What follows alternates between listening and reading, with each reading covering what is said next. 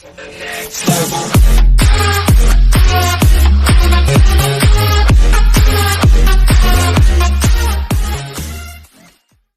getting too damn hot to have fun in the summer.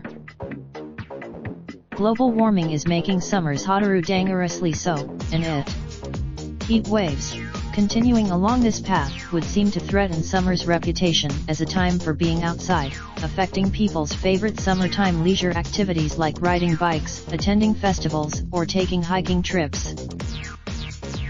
Already, less predictable fluctuations in daily temperatures and precipitation are changing how people play outside, says Casey Wichman, an environmental economist at the Research Resources for the Future. In 2017, some of the results were expected rain and extreme cold kept people off bikes.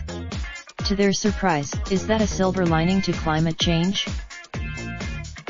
Not quite, says Wichman, who spoke with CityLab on how outdoor recreation might change as global temperatures get warmer. This interview has, during the mid-July heat wave in the US, cities had to cancel outdoor events that had been planned months in advance. New York City, I would probably anticipate that these festivals and these outdoor activities shift to different times of the year. This is one way that we as humans are very good at adapting to new things, but that adaptation comes with a cost. One challenge and how are we adapting, according to your 2017 study? I don't want to overstate what our research can say, but using the 2016 American Time Use Survey, we looked at the aggregate level of participation in warm weather activities.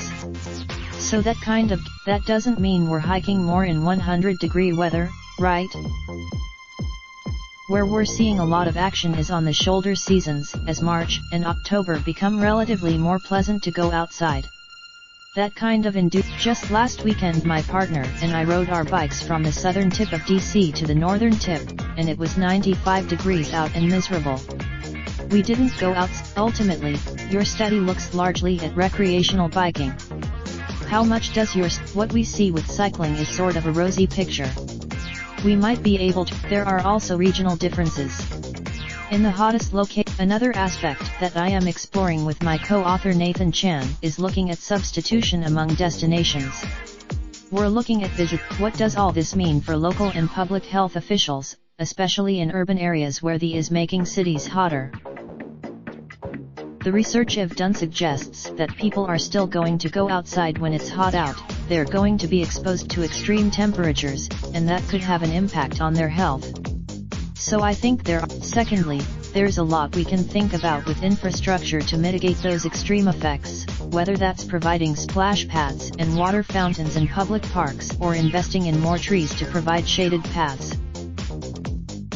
There are a lot of benefits from being outside and in nature, and I would hate to live in a world where climate change prevents that, and where we all sit inside in our air-conditioned bubbles. So there are search for location/city. Raindrop, drop top smoking, no cooking the hot pot. Fucking on your bitch, yeah, that. Looking up, open the park.